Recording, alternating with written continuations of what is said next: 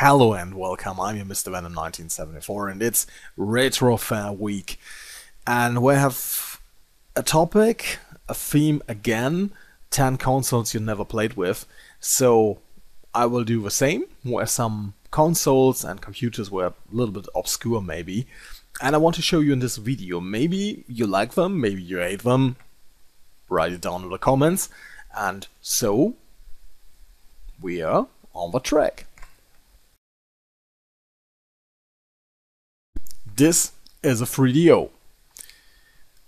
FreeDo was I think a license thing, not a real console generation. This is from the 5th generation, this is from 1993. This is the Panasonic FZ10 and you see real 3D interactive multiplayer. I think you can call it, this is a 3DO version of a PS1 if you want to call it, so it also runs on disc. And this version is region free, just remember that. And I think the 3DO has some nice games. I think the first CD-ROM technology is in the same league. This is a really nice console, but I don't think a lot of people know that 3DO because the PS1 was so dominant. But this is the 3DO. If you're interested in not so well-known consoles, so maybe this is your cup of tea. I think this is really nice. Another CD-based console. This is the Philips CDI.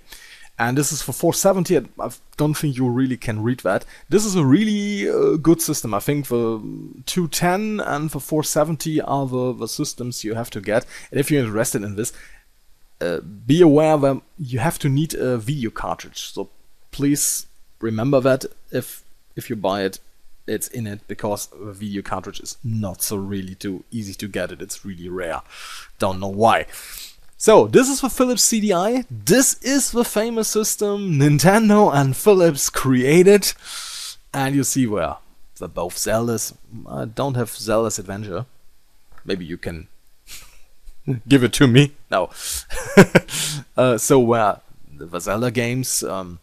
Also this game is really CD based. So you have Seven's Guest. I think this is really famous for the CDI. A really good game is The Apprentice. It's a really great, huge jump and run with great humor. It also has fatalities. It's really good. So where some really nice games also on this system. The system is 4th generation, besides it's the CD version, and is from 1991. And if you I think you live in Europe, I think it's easy to get that, because the Philips is really famous in France, Germany, and of course the Netherlands.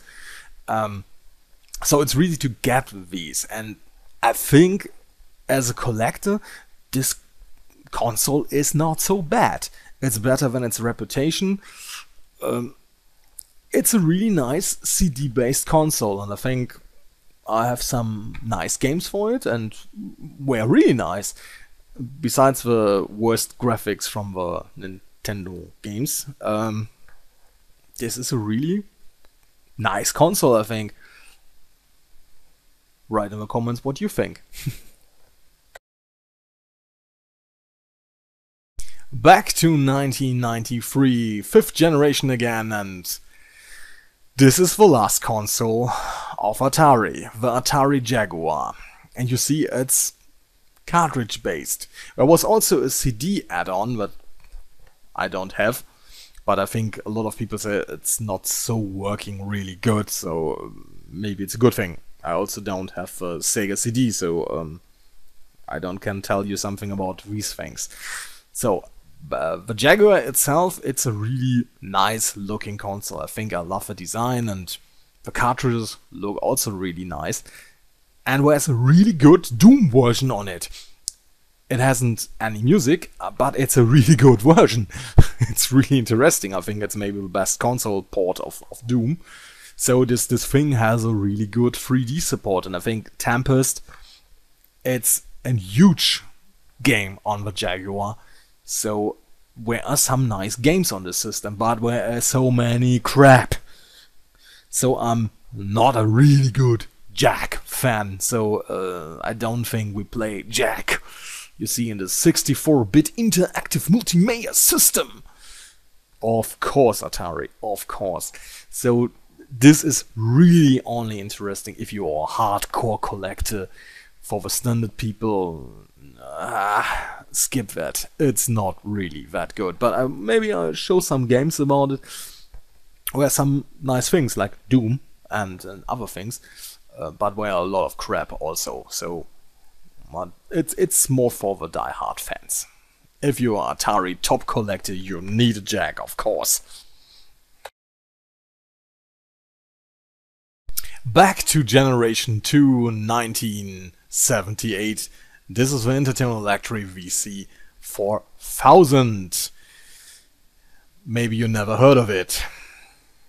So am I. This is the only console from Germany, maybe from West Germany in this era, and to be honest, this is not a great system. It also has a lot of cartridges, I think 13 or 40, and it's not the best system to own. But I never heard of it, so here in Germany need a German console, so go and get it. Well, a lot of versions of it have some variations were more like Pong, but this is really a classic console with cartridges. Maybe you're interested in these. Maybe you've never seen one in real, like me. I got this thing due to an accident, if you want to call it. So, this is the Winterton Electric VC 4000. Not a really strong system, but maybe you want get some obscure systems, so this is one. You know, SNK made really awesome systems. I want to get the great one, the Neo Geos. So, but this is the Neo Geo Pocket and the Neo Geo Pocket Color from 1998 and 2001. And this is just a handheld system of SNK games. It's not that awesome, but I think it's nice. It's okay. It's as a handheld, it was really nice. So if you have a chance to get them cheap, by the way, I know where some vendors want to get really filthy rich with that, but it's not a good thing. As handhelds, I think we're okay. Maybe you're interested in these. It's SNK quality, that's a fact. But you can get them easy and you can get them very expensive. So do yourself a favor and wait for the moment. We're nice, but I think the Game Boy era is a little bit better.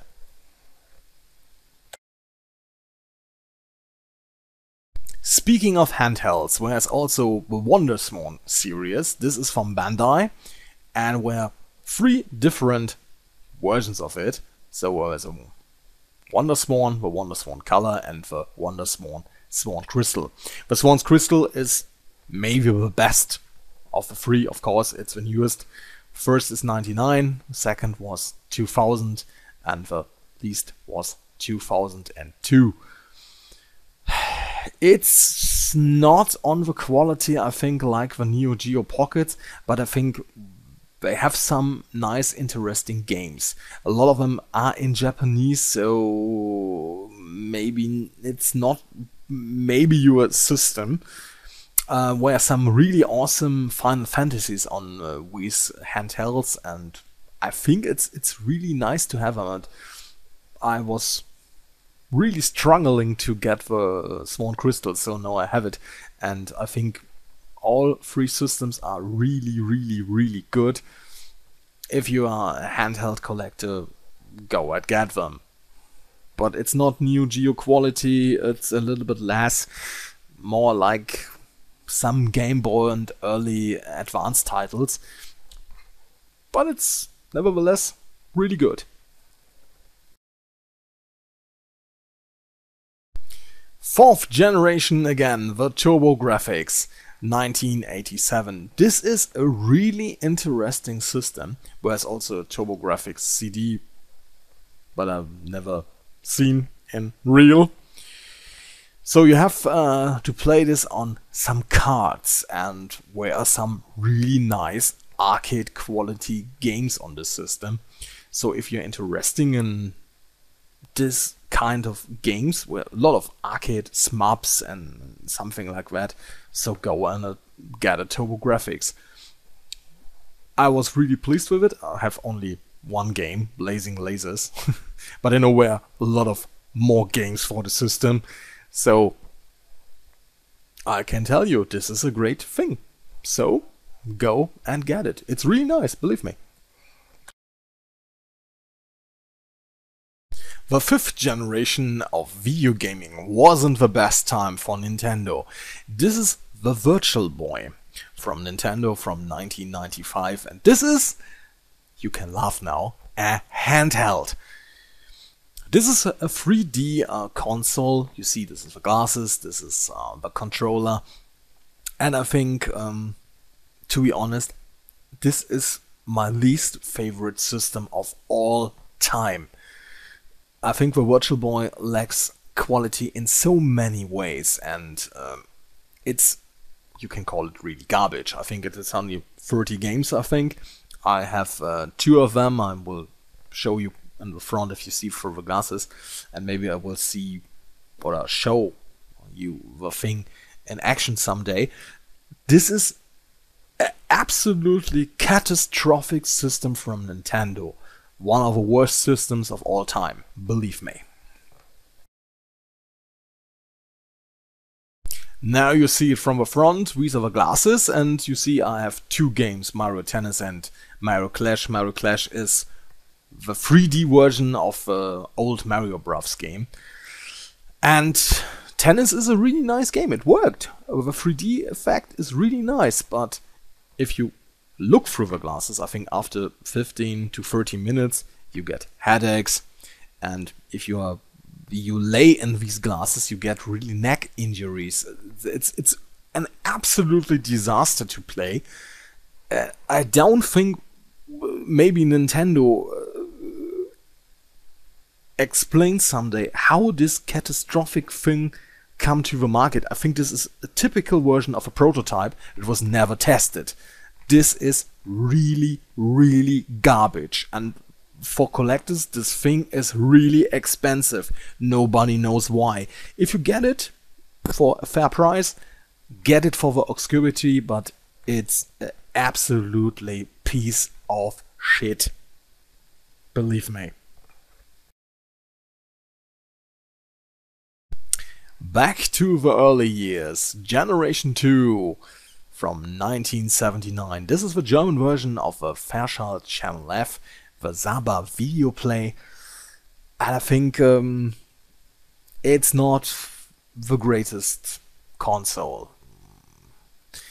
I've got 10 games now for the system and it's still missing the killer application. It's okay, it's playable for its time, it's the late 70s, what do you expect? But there are so many things were better 1 or 2 years later, so this is not a system for me. Maybe you like it, maybe you think this is an awesome system. I think this is the first system of cartridges, maybe you can correct me, but it's not so great. But if you get it cheap, go and get it. It's a legend. We are still in the second generation of video gaming, and this is the Hannon Max HMG 2650. I think you maybe never heard of it, or you're an expert and say, ah, that's the Amazon Arcadia 2001 version. And you're right. This is a European version of the Amazon Arcadia 2001, and it has also some cartridges. I think this version is from 1982, I think. It's okay, I think there are some neat games on it, so, and were some compatible with another versions. So this thing is really interesting. I got it also really cheap, so here it is.